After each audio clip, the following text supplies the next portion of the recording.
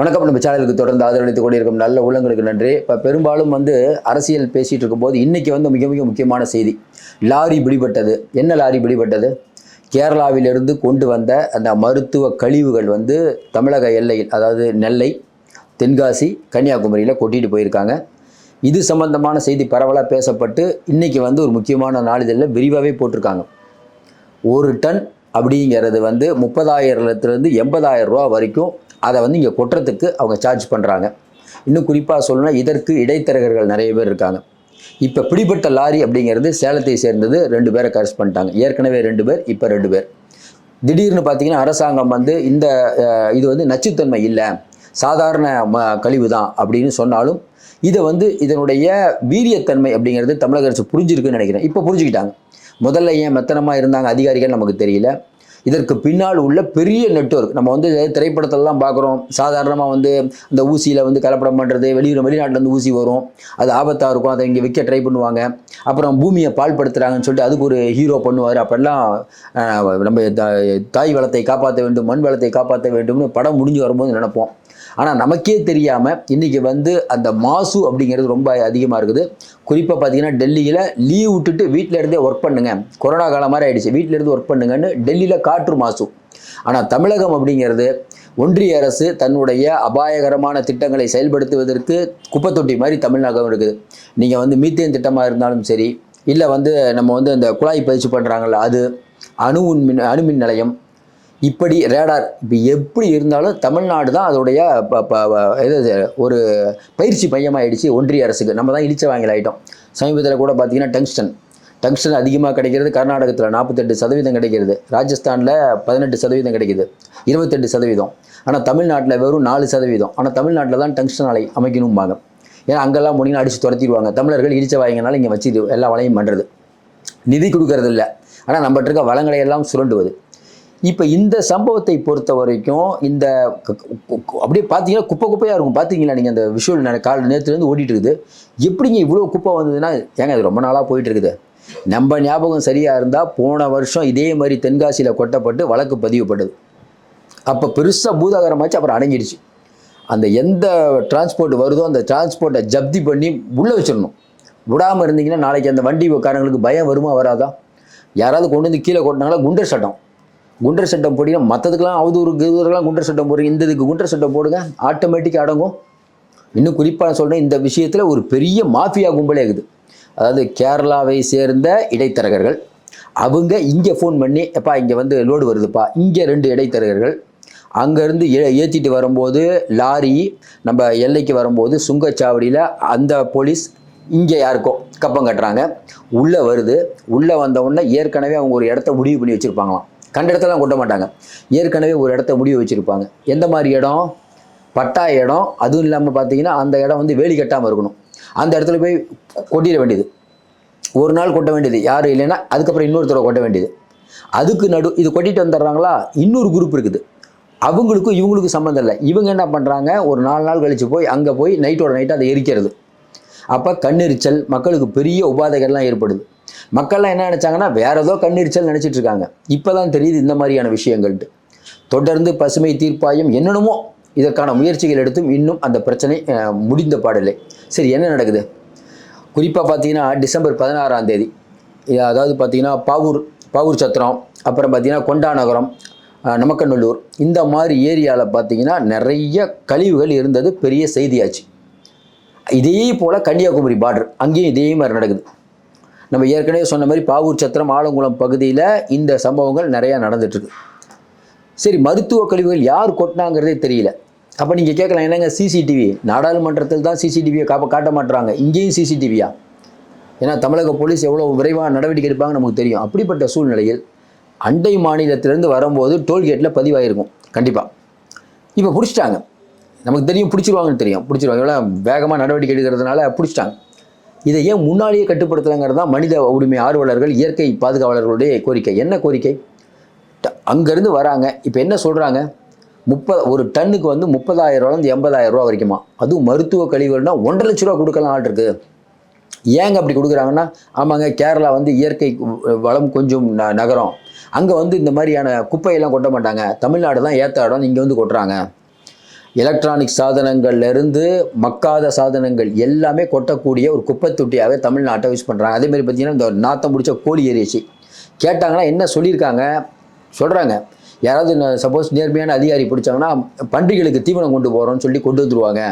அப்படி நிறைய விஷயம் நடக்குது. ஏன்னா நேர்மையான அதிகாரிகள் பல பேர் இருக்காங்க, இன்றைக்கும் இருக்காங்க. யாராலையும் ஒரு காலத்தில் இந்த மணல் கொள்ளையை தடுக்கும் போதெல்லாம் வண்டி ஏற்றி பெரிய பிரச்சனைலாம் பார்த்துருக்கோம். அப்படிப்பட்ட சூழ்நிலையில் இது ஒரு புது விதமான மாஃபியாவாக இருக்குது. இவர்களுக்கு வந்து பெரிய அளவுக்கு சம்பாதிச்சிட்டு இருக்காங்க. இது எங்கேருந்து வருது? திருவனந்தபுரத்தில் இருக்கக்கூடிய புற்றுநோய் மையம், அதுக்கு பக்கத்தில் இருக்க தனியார் மருத்துவமனை. அப்போ புற்றுநோய் மருத்துவமனையில் இருக்கக்கூடிய கருவிகள், அந்த க்ளவுஸு எல்லாம் வந்து ஆபத்தை உருவாக்கும் அப்படின்னு ஒருத்தர். இன்னொரு பக்கம் பார்த்தீங்கன்னா கவர்மெண்ட் சைட்லேருந்து என்ன சொல்கிறாங்க, அதெல்லாம் ஒன்றும் இல்லைங்க, சாதாரணம் தான். ஆனால் சாதாரணமாக இருந்தாலும் மக்கள் பயப்பட தான் செய்வார்கள். இப்போ அதை ஆடு மாடெல்லாம் குடித்து அதுக்கு இன்ஃபெக்ஷனு, அதிலிருந்து வர பாலை குடித்தா மனிதருக்கு இன்ஃபெக்ஷனு. நம்ம தொடர்ந்து நிறையா சொல்லிட்டாங்க. மோடி, அமித்ஷா, ஸ்டாலின், எடப்பாடியை பற்றி பேசுகிறோம். இது ரொம்ப ரொம்ப முக்கியமான விஷயம். இது மக்கள் பார்க்குறாங்களோ இல்லையோ, ஒரு சிலர் கண்டிப்பாக பார்ப்பாங்க. அவங்களுக்காக தான் உண்மையிலே இந்த பதிவு போடுறோம். எல்லா பதிவும் வந்து நம்ம வந்து நிறைய வியூஸ் போகணும் அப்படிங்கிறதுக்காக பண்ண முடியாது. இந்த மாதிரி சில சம்பவங்களும் மக்களால் பார்க்கப்பட வேண்டும் தான் இந்த விஷயமே சொல்கிறோம்.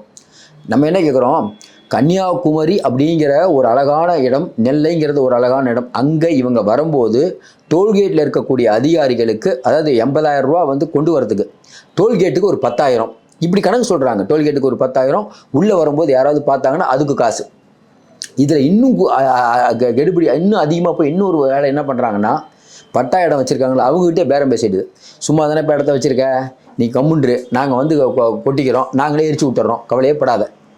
அவர் வந்து சும்மா தானே லேண்ட் வச்சுருக்காரு, அவரு அப்படி 2-3 பேரை பேசி வச்சுருக்காங்க. அதாவது இன்றைக்கி குப்பைகளை வந்து இதில் தான் போடணும், மக்கும் குப்பை மக்காத குப்பைன்னு போடுங்க, இல்லைன்னா அபராதம் விதிக்கப்படும் அப்படின்னு சென்னை மாநகராட்சியில் நம்ம பார்த்துருக்கோம். எல்லா ஊர்லேயும் பண்ணிகிட்டு இருக்காங்க. குப்பைகள் அகற்ற பணியில் தூய்மை பணியாளர்கள் அவ்வளோ சிரமப்பட்டு பண்ணிகிட்டு இருக்காங்க. தூய்மை பணியாளர் இப்போ நீங்கள் இதை அகற்றுறது தூய்மை பணியாளர்கள் தான். இப்போ கனிமொழி அவர்கள் சொல்லியிருக்காங்க, இல்லை கேரளா அரசோட நம்ம பேசி முடிவு பண்ணலான்ட்டு. கேரளா அதிகாரிகளை கேட்டால் ரொம்ப அசால்ட்டாக பேசுகிறாங்க. நமக்கு ரொம்ப வருத்தமாகுது காலையில் அவங்க பேசும்போது. ஆமாங்க, இது வந்து சாதாரண இதான், சாதாரண க்ளவுஸு, சாதாரண இதான்.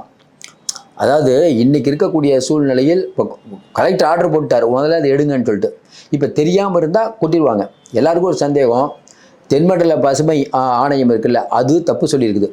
இன்னும் குறிப்பாக பார்த்தீங்கன்னா 3 நாட்களில் முழுமையாக அகற்றணும் அப்படின்னு சொல்லியிருக்காங்க. ஆனாலும் இந்த விஷயத்தை பொறுத்த வரைக்கும் நம்ம என்ன கேட்குறோம்னா, கேரள அரசுக்கு யார் இந்த தைரியத்தை கொடுத்தது? உங்களுக்கு பக்கத்தில் இருக்க கர்நாடகத்திலையோ அங்கேயோ கொட்ட உங்களுக்கு முடியுமா? இங்கே தமிழ்நாடு அப்படின்னா ரொம்ப இழிச்சவாயங்க இங்கே இருக்காங்கன்னு சொல்லி தானே கூட்டுறீங்க. எல்லா விதமான ஒன்றிய அரசு பண்ணுற எல்லா விஷயமும் நம்மகிட்ட தான் வந்து பண்ணுவாங்க. நம்மகிட்ட தான் வந்து கிளாஸ் டெஸ்ட் எடுக்கிறது, அந்த எலியை வச்சு பரிசோதனை பண்ணுவாங்களா மனுஷனுக்கு கொடுக்கறதுக்கு முன்னாடி, அந்த மாதிரி நம்மளை எலி மாதிரி நினச்சிட்டு இருக்காங்க. இன்னும் குறிப்பாக சொல்ல, இந்த விஷயத்தை பொறுத்த வரைக்கும் வரக்கூடிய தகவல்லாம் பயங்கரமாக இருக்குது. இந்த கழிவுகள் அப்படிங்கிற ஒரு டிபார்ட்மெண்ட் இருக்குது இல்லைங்க, இந்த ஸ்கிராப் இருக்குல்ல, உங்களுக்கு இந்த நம்ம சென்னைக்கு அவுட்டர்லாம் பார்த்தீங்கன்னா ஸ்கிராப் எடுப்பாங்க. பெரிய பெரிய கம்பெனியில் வந்து இந்த கம்ப்யூட்டர்லாம் போச்சுன்னா ஸ்கிராப்புக்கு போடுவாங்க. அது பல கோடி பிஸ்னஸ். தமிழ்நாட்டில் இருக்கக்கூடிய மிக மிக முக்கியமான ஒரு கட்சி தலைவர் அந்த பிஸ்னஸ் பண்ணிகிட்டு இருக்காரு. அவர் வேண்டிப்பட்டவங்க தான் பண்ணுறாங்க. அவரும் ஒருத்தர் நிறைய சம்பாதிக்கிறார். சரிங்க, பண்ணுங்க ஸ்கிராப்பு. இது என்னென்னா மருத்துவ கழிவுகள் அப்படிங்கிற ஒன்றை டெய்லி தினமும் வரும். இதற்குன்னு இடைத்தரகர்கள் இருக்காங்க. அங்கே 2 இடைத்தரகர்கள், இது மாதிரி பல இடைத்தரகர்கள் இருக்காங்க. அவங்க வேலையே என்னென்னா, செக் போஸ்ட்டில் வந்த உடனே அதை பாதுகாப்பாக அந்த இடத்துக்கு கொண்டு போய் எரிக்கிற வேலை. இது ஒரு பெரிய நெட்வொர்க்காக தான் பண்ணிகிட்டு இருக்காங்க. ஆனால் அவர்களுக்கே தெரில. இதனால் அவர்கள் குழந்தைகளுக்கு அவருக்கும் பாதிப்பு. அந்த கொட்டுறாங்கல்ல, கொட்டிட்டு போய் எரிக்கிறார்கள், அவருக்கும் பாதிப்பு. பணம் அப்படிங்கிற ஒன்றுக்காக அவங்க பண்ணுறாங்க. இப்போ இந்த லாரியை பிடிச்சிட்டாங்க. ஏற்கனவே நம்ம சொன்னது தான், இதை குண்டர் சட்டத்தை கொண்டு வந்தவங்கள குண்டர் சட்டம் போடணும். அப்போ டிரைவர் ஓட்ட மாட்டாங்க. லாரியை சீஸ் பண்ணி விடவே கூடாது. அப்போ லாரி எந்த லாரி டிரைவருக்கு வரும்? இன்னும் குறிப்பாக இந்த இந்த சிசிடிவியை பார்த்து எந்த லாரின்னு தெரிஞ்சு அந்த லாரி உரிமை சம்மேளனம் இருக்குல்ல, அதில் விட்டு அவர் தூக்கிடணும். கடுமையான தண்டனைகள் இல்லாத வரை இது தொடர்ந்து நடந்துகிட்ருக்கும். இந்த நெட்வொர்க் அப்படிங்கிறது முளையிலேயே கிள்ளி எறியப்பட வேண்டும். நம்ம போதை மருந்து, அந்த மருந்து எல்லாத்துக்கும் கடுமையான இந்த மாதிரியான விழிப்புணர்வு மக்களுக்கு தேவை. மக்களுக்கே இப்போ சாதாரணமாக வந்து குப்பை தொட்டில் தான் போடணுங்கிற ஒரு தெளிவு இப்போலாம் இருக்குது. நம்ம அந்தளவுக்குலாம் யாரும் டக்குலாம் போட்டுறதில்ல.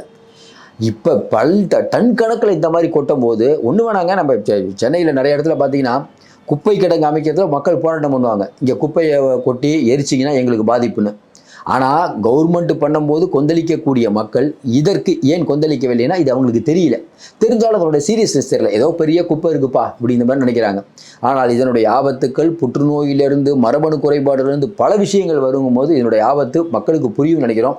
அரசு இனியாவது விரித்து கொண்டு நினைக்கிறேன். இப்போ நமக்கு பொறுத்த வரைக்கும் ஒரு நிம்மதி என்னென்னா அந்த லாரியை அரெஸ்ட் இப்போ லேட்டஸ்ட்டாக வந்தாங்க, லாரி அரெஸ்ட் பண்ணிட்டாங்க. என்ன பண்ணாங்க இந்த விஷயம் முழுமையாக தெரியணும். இது எந்த மருத்துவமனையில் வந்தது, அந்த மருத்துவமனையும் சீல் வைக்கணும். அப்படி தானே மக்கள் யோசிப்பாங்க. எப்படி நீங்கள் அவ்வளோ அசால்ட்டாக பண்ணுவீங்க? உங்கள்கிட்ட வர நோயாளிகளை எப்படி பார்க்குறீங்களோ அதே மாதிரி தானே அந்த கழிவுகளையும் நீங்கள் பார்க்கணும். யாராக இருந்தாலும் மனுஷன் உயிர் தானே. தமிழக மக்களுடைய உயிர் மட்டும் என்ன? பேசுகிறதுனா நிறைய பேசலாம். இது தேவையில்லாத வேலையை கேரளா அரசு பண்ணியிருக்கிறது. இனியாவது இந்த மாதிரி தவறு பண்ணக்கூடாது. மக்கள் வெகுண்டெழ வேண்டும். அரசாங்கம் கடுமையான நடவடிக்கை எடுக்க வேண்டும். மீண்டும் சந்திப்போம். நன்றி, வணக்கம்.